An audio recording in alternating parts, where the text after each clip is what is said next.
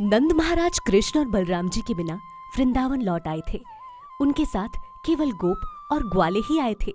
गोपियों, माता यशोदा, श्रीमती राधा रानी और वृंदावन के सभी निवासियों के लिए निश्चय ही ये एक अत्यंत कारुणिक दृश्य था।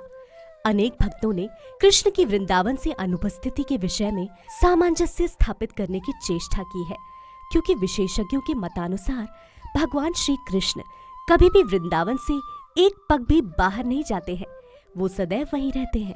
विशेषज्ञ भक्तों ने स्पष्टीकरण किया है कि कृष्ण वास्तव में वृंदावन से अनुपस्थित नहीं थे। वो अपने वचन के अनुसार नंद महाराज के साथ ही लौट आए थे। जब कृष्ण अक्रूर जी के रथ पर मथुरा जा रहे थे और गोपियों ने उनका मार्ग प्राय अवरुद्ध कर दिया था, उस समय कृष्ण ने उन्हें आश्वासन दिया था कि वो मथुरा में अपना कार्य समाप्त करने के पश्चात ही लौट आएंगे। कृष्ण ने गोपियों को व्याकुल न होने के लिए कहा और इस प्रकार उन्होंने उनको सांत्वना दी। किंतु जब वो नंद महाराज के साथ नहीं लौटे तो ऐसा लगता था कि या तो उन्होंने उनके साथ छल किया है या फिर वो अपना वचन ना निभा सके। किंतु महाभागवतों का निष्कर्ष है कि कृष्ण ना तो छली है, ना ही वचन भंग करने वाले हैं। अपने मूल स्वरूप में कृष्ण नंद महाराज के साथ लौट आए थे और माता यशोदा और गोपियों के साथ अपने भाव अंश के रूप में निवास कर रहे थे। कृष्ण और बलराम जी मथुरा में अपने मूल रूप में नहीं रह रहे थे, बल्कि अपने अंश श्री वासुदेव और श्री संकर्षण के रूप में रह रहे थे। अपने भाव अंशों में वास्तविक कृष्ण और बलराम वृंदावन में थे, जबकि मथुरा में वो प्रभाव तथा वैभव अंशों के रूप में प्रकट हुए। कृष्ण के उत्तम अधिकारी भक्तों का ये विशेषज्ञ मत है। वैसे तो ब्रह्म रूप में वो वृंदावन से अनुपस्थित थे, किंतु जब नंद महाराज वृंदावन लौटने का आयोजन कर रहे थे, उस समय उनके, कृष्ण और बलराम के मध्य ये चर्चा हुई थी कि नंद जी से वियुक्त होकर वो बालक किस प्रकार रह सकेंगे। अलग होने का निर्णय पारस्परिक सहमति से लिया गया था। वासुदेव जी और देवकी जी, जो श्री कृष्ण के वास्तविक माता पिता थे, कंस की मृत्यु के कारण अब कृष्ण को अपने साथ रखना चाहते थे। जब तक कंस जीवित था, कृष्ण और बलराम को नंद महाराज के संरक्षण में वृंदावन में रखा गया था।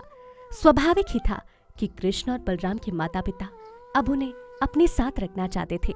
इसका विशेष कारण ये था कि वो कृष्ण और बलराम का यज्ञोपवीत संस्कार कराना चाहते थे, जो परिष्कार या शुद्धि करने वाला संस्कार है। वो दोनों भाइयों को उचित शिक्षा भी देना चाहते थे, क्योंकि ये हर पिता का कर्तव्य होता है। दूसरा विचार ये भी था कि मथुरा से बाहर रहने वाले कंस के सभी मित्र मथुरा पर आक्रमण करने की योजना बना रहे थे। इस कारण भी कृष्ण की उपस्थिति आवश्यक थी।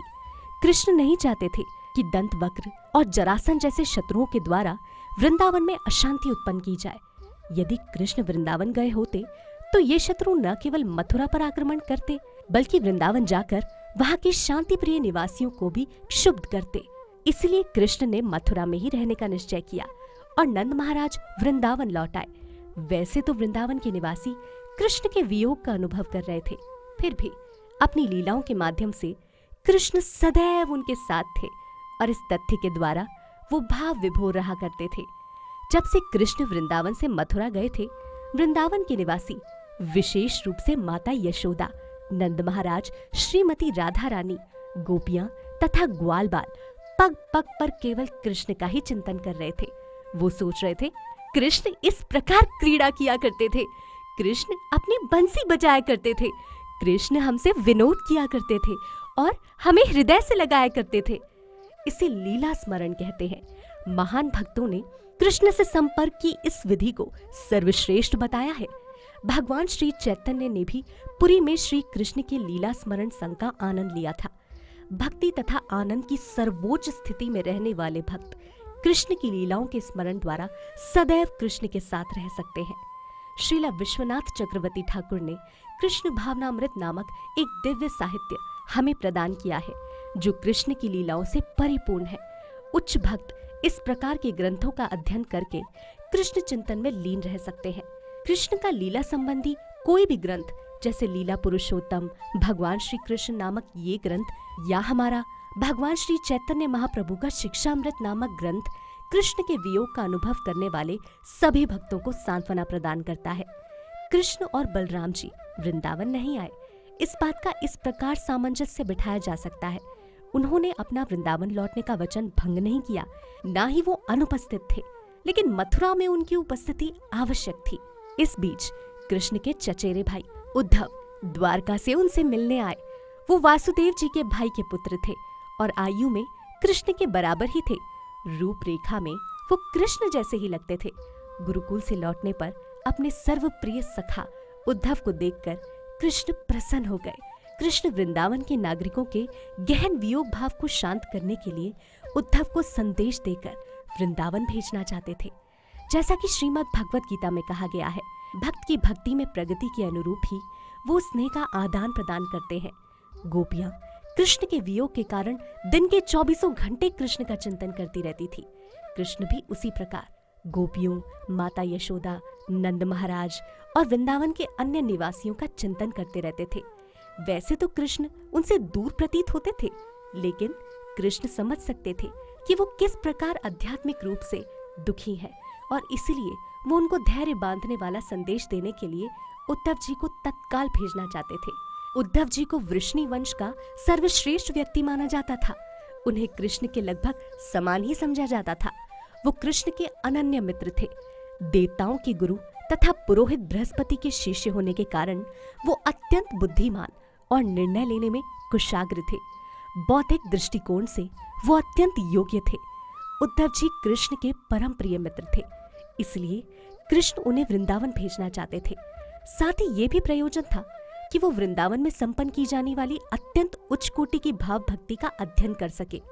चाहे कोई भौतिक ज्ञान में अति उत्कृष्ट हो और बृहस्पति का शिष्य हो, तब भी यदि कृष्ण से अतिशय प्रेम करना हो तो उसे गोपियों तथा वृंदावन वासियों से सीखना ही पड़ता है।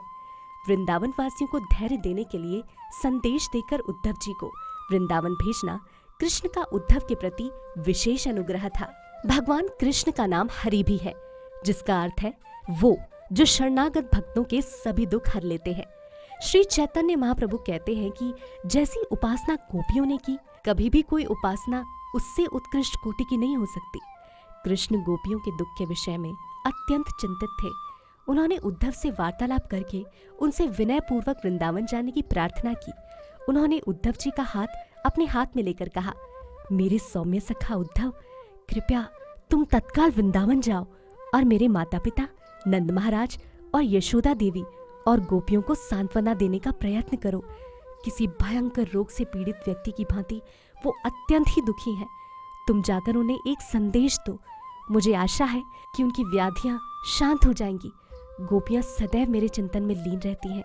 उन्होंने अपना शरीर, कामनाएं, जीवन, आत्मा सभी मुझे समर्पित कर दिया है। मैं न केवल गोपियों के लिए चिंतित हूँ, बल्कि जो भी प्राणी मेरे लिए समाज, मैत्री, प्रेम और व्यक्तिगत सुखों का त्याग करता है, उसके लिए मैं व्याकुल रहता हूँ। ऐसे उत्कृष्ट भक्तों की रक्षा करना मेरा कर्तव्य है। गोपियां मुझे सर्वाधिक प्रिय हैं। वो इस प्रकार सदैव मेरा चिंतन करती रहती हैं कि मेरे वियोग में व्याकुल और मृतप्राय रहती हैं। वो केवल ये सोचकर जीवित हैं कि मैं शीघ्र ही उनके पास लौट रहा हूँ। भगवान कृष्ण के इस प्रकार आग्रह करने पर उद्धव जी ने तत्काल अपने रथ पर सवार होकर प्रस्थान किया और गोकुल को संदेश ले गए। सूर्यास्त के समय जब गायें गोचर भूमि से लौट रही थी, तब वो वृंदावन के समीप पहुंचे। वृंदावन पहुंचकर उन्होंने देखा कि प्रत्येक घर में अतिथियों, गायों, ब्राह्मणों और देवताओं के स्वागत का प्रबंध था। घर को पवित्र बनाने के लिए प्रत्येक घर दीपक से प्रकाशित था और उसमें धूप जल रही थी। वृंदावन में सर्वत्र पुष्पों से भरे उत्तम उद्यान, चहचहाते पक्षी और मधुमक्खियों की गुनगुनाहट थी। सरोवरों में कमल पुष्प, बतखें और हंस भरे हुए थे। उद्धव जी ने नंद महाराज के घर में प्रवेश किया। वासुदेव के प्रतिनिधि के रूप में वहां उनका स्वागत किया गया। नंद महाराज ने उन्हें आसन दिया और कृष्ण, बलराम जी तथा मथुरा में रहने वाले परिवार की अन्य सदस्यों के संदेश के विषय में पूछने के लिए उनके पास बैठ गए। वो जानते थे कि उद्धव कृष्ण के अत्यंत अतरंग सखा हैं, इसलिए वो शुभ संदेश लेकर ही आए होंगे। नंद महाराज ने कहा, प्रिय उद्धव, मेरे मित्र वासुदेव जी कैसे हैं? वो अब कंस के कारागृह से मुक्त हो गए हैं और अब वो अपने मित्रों और अपने पुत्रों कृष्ण और बलराम के साथ हैं, इसलिए वो अत्यंत प्रसन्न होंगे। मुझे उनके और उनकी कुशलता के विषय में बताइए। हम भी अत्यंत प्रसन्न हैं कि सर्वाधिक पापी असुर कंस की अब मृत्यु हो चुकी है। वो सदैव ही यदुवंश और उनके संबंधियों से द्वेष रखता था। अब उसके पाप कर्मों के कारण सभी भाइयों सहित उसका संहार हो चुका है। कृपया हमें बताइए कि क्या कृष्ण वृंदावन में रहने वाले अपने माता पिता, सखाओं और साथियों का स्मरण करते हैं? क्या वो अपनी गायों, अपने गोपियों, अपने गोवर्धन पर्वत और अपनी वृंदावन की गोचर भूमि का स्मरण करते हैं? ऐसा तो नहीं कि वो हमें भूल गए हों।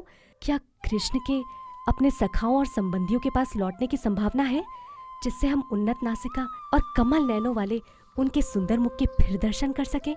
हम सबको याद है कि किस प्रकार उन्होंने हमें दावानल से बचाया था और यमुना में रहने वाले कालिया नाग से भी उन्होंने हमारी किस प्रकार रक्षा की थी। अन्य अनेक असुरों से भी हमारी रक्षा उन्होंने ही की थी। हम केवल यही विचार करते रहते हैं कि इतनी सारी भयानक स्थितियों में हम सभी को सुरक्षा प्रदान करने के लिए हम उनके कितने अधिक आभारी हैं। प्रिय उद्धव, जब हम कृष्ण के सुंदर मुख और नैनों या उनके वृंदावन में विभिन्न लीलाओं का चिंतन करते हैं तो हम इतने व्याकुल हो जाते हैं कि हमारे सभी कार्यकलाप रुक जाते हैं। हम सभी केवल कृष्ण का चिंतन करते रहते हैं कि वो कैसे मुस्कुराते थे और कैसे हमारी ओर चितवन करते थे। जब हम यमुना नदी या वृंदावन के अन्य सरोवरों के तट पर जाते हैं या गोवर्धन पर्वत या गोचर भूमि के निकट जाते हैं तो अभी भी हमें वहां की धरती पर कृष्ण के चरण चिन्हों के दर्शन होते हैं, क्योंकि वो उन स्थानों पर निरंतर जाते थे। इसलिए वहां पर क्रीड़ा करते हुए कृष्ण का हमें अत्यधिक स्मरण हो आता है। जब हमारे मन में कृष्ण का स्वरूप प्रकट हो जाता है तब हम तत्काल उनके चिंतन में लीन हो जाते हैं। इसलिए हम विचार करते हैं कि संभवतः कृष्ण और बलराम जी स्वर्गलोक के प्रमुख देवता हैं, जो पृथ्वी पर कुछ विशिष्ट कर्तव्यों के संपादन के लिए हमारे सम्मुख सामान्य बालकों के रूप में प्रकट हुए हैं। गर्ग मुनि ने भी कृष्ण की जन्म कुंडली बनाते समय इस बात की भविष्यवाणी की थी। यदि कृष्ण एक महान व्यक्ति न होते तो 10 सहस्त्र हाथियों का बल रखने वाले कंस को कैसे मार सकते थे? कंस के अतिरिक्त कई और अत्यंत बलशाली मल भी थे और साथ ही कुवलयापीड़ नामक विशालकाय हाथी भी तो था। इन सब पशुओं और असुरों का कृष्ण ने उसी प्रकार वध कर दिया जैसे कोई सिंह एक साधारण पशु का वध करता है। ये कितना अद्भुत है कि 3 जुड़े हुए ताड़ के वृक्षों से निर्मित विशाल और भारी धनुष को कृष्ण ने एक हाथ से उठा लिया और शीघ्रता से उसे तोड़ दिया। ये कितना आश्चर्यजनक है कि कृष्ण ने लगातार 7 दिनों तक गोवर्धन पर्वत को एक हाथ में धारण किए रखा। ये कितना अद्भुत है कि कृष्ण ने प्रलंबासुर, धेनुकासुर, अरिष्टासुर, तृणावर्त और बकासुर जैसे सभी असुरों का वध कर दिया। वो असुर इतने बलशाली थे कि स्वर्ग लोगों के देवता भी उनसे भयभीत थे, किंतु कृष्ण ने कितनी सरलता से उनका वध कर दिया। उद्धव के सामने कृष्ण के असामान्य कार्यों का वर्णन करते करते नंद महाराज धीरे धीरे व्याकुल हो गए और आगे कुछ ना बोल सके। जहां तक यशोदा मैया का प्रश्न है, वो अपने पति के समीप मौन बैठकर कृष्ण की लीलाओं का श्रवण कर रही थी।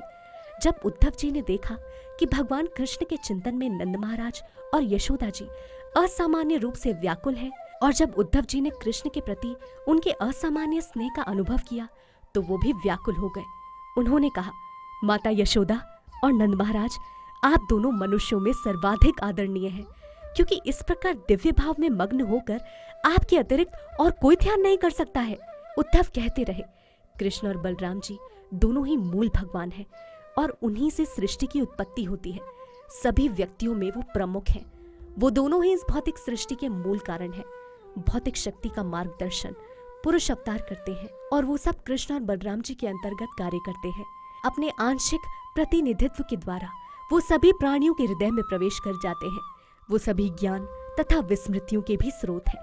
इस बात की पुष्टि श्रीमद् भगवद गीता के 15वें अध्याय में की गई है। मैं सबके हृदय में उपस्थित हूँ। मैं ही स्मृति और विस्मृति का कारण हूँ। मैं ही वेदांत का मूल रचयिता हूँ और मैं ही वेदों का वास्तविक ज्ञाता हूँ। यदि मृत्यु के समय कोई क्षण भर भी अपने शुद्ध मन को कृष्ण पर स्थिर कर ले तो वो अपने भौतिक शरीर को त्याग कर मूल आध्यात्मिक शरीर को प्राप्त करने का अधिकारी बनता है। ये ठीक उसी प्रकार है जिस प्रकार सूर्य अपने पूर्ण प्रकाश में उदित होता है। इस प्रकार प्राण त्यागने के पश्चात वो तत्काल वैकुंठ लोक में प्रवेश करता है। ये कृष्ण भावनामृत के साधन का फल है। यदि हम मन और शरीर से स्वस्थ रहते हुए इस वर्तमान शरीर में पवित्र हरे कृष्ण महामंत्र का जप करते हुए कृष्ण भावनामृत का अभ्यास करें तो पूर्ण संभावना है कि मृत्यु के समय हम अपना मन कृष्ण पर केंद्रित कर सकें। यदि हम ऐसा करें तो निसंदेह हमारा जीवन सफल हो जाए। किंतु यदि हम अपने मन को सदा सकाम कर्म में लीन रखें, जिससे हमें भौतिक सुख की प्राप्ति हो, तो स्वाभाविक है कि मृत्यु के समय भी हम ऐसे ही कर्मों के विषय में सोचेंगे। इसका परिणाम ये होगा कि हमें भौतिक जगत के त्रिताप को सहने के लिए पुनः भौतिक और बद्ध शरीर में प्रवेश करने के लिए बाध्य होना पड़ेगा। इसलिए जैसा कि महाराज नंद, यशोदा और गोपियों ने प्रदर्शित किया है, कृष्ण भावनामृत में सदा मग्न रहना ही वृंदावन के निवासियों के लिए एकमात्र जीवन का मापदंड था। यदि हम उनके चरण चिन्हों को किंचित भी अनुसरण कर सकें, तो निश्चित रूप से हमारे जीवन सफल हो जाएंगे और हम आध्यात्मिक जगत अर्थात वैकुंठ लोक में प्रवेश करेंगे। उद्धव जी ने आगे कहा, प्रिय यशोदा मैया और नंद महाराज, इस प्रकार आपने निराकार ब्रह्म के स्रोत दिव्य स्वरूप वाले भगवान श्री नारायण पर अपने मन को पूर्ण रूपेण केंद्रित कर लिया है। ब्रह्म ज्योति नारायण के शरीर की अंग कांति मात्र है, क्योंकि आप सदैव कृष्ण और बलराम जी के परमानंद स्वरूप चिंतन में मग्न रहते हैं। इसलिए आपके लिए कोई अन्य पुण्य कार्य करना शेष नहीं रह जाता। मैं कृष्ण का संदेश लाया हूँ, वो शीघ्र ही वृंदावन आएंगे और आप दोनों को अपनी उपस्थिति से संतुष्ट करेंगे। कृष्ण ने वचन दिया था कि मथुरा में अपना कार्य समाप्त होते ही वो वृंदावन लौट आएंगे। वो निश्चय ही इस वचन को पूर्ण करेंगे। आप लोग परम सौभाग्यशाली हैं, इसलिए मेरा आपसे निवेदन है कि आप कृष्ण के वियोग के कारण दुखी ना हो। आप तो पहले ही 24 घंटे कृष्ण की उपस्थिति की प्रतीत कर रहे हैं, फिर भी वो शीघ्र ही आकर आपसे भेंट करेंगे। वास्तव में जैसे काष्ठ में अग्नि उपस्थित है, उसी भांति कृष्ण सर्वत्र और सबके हृदय में उपस्थित है। क्योंकि कृष्ण परमात्मा है, वो सब पर संभाव रखते हैं, इसलिए न कोई उनका मित्र है न शत्रु। वो किसी को छोटा या बड़ा नहीं समझते। वास्तव में न कोई उनकी माता है, न पिता, न भाई, न संबंधी, ना ही उन्हें समाज, मैत्री और प्रेम की आवश्यकता है। उनका हमारी भांति कोई भौतिक शरीर नहीं है। ना तो वो साधारण जीवों की भांति प्रकट होते हैं या जन्म लेते हैं। वो अपने पूर्व सकाम कर्मों के कारण जन्म लेने को बाध्य नहीं है। ऐसे साधारण जीवों की भांति कृष्ण जीवन की उच्च अथवा निम्न योनियों में प्रकट नहीं होते हैं। अपने अतरंगी शक्ति के द्वारा वो केवल अपने भक्तों की रक्षा करने के लिए ही प्रकट होते हैं।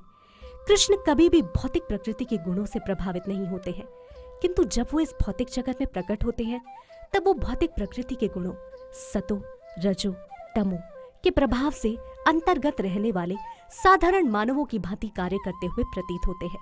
कृष्ण और बलराम जी को साधारण मानव मानना हमारी त्रुटि है।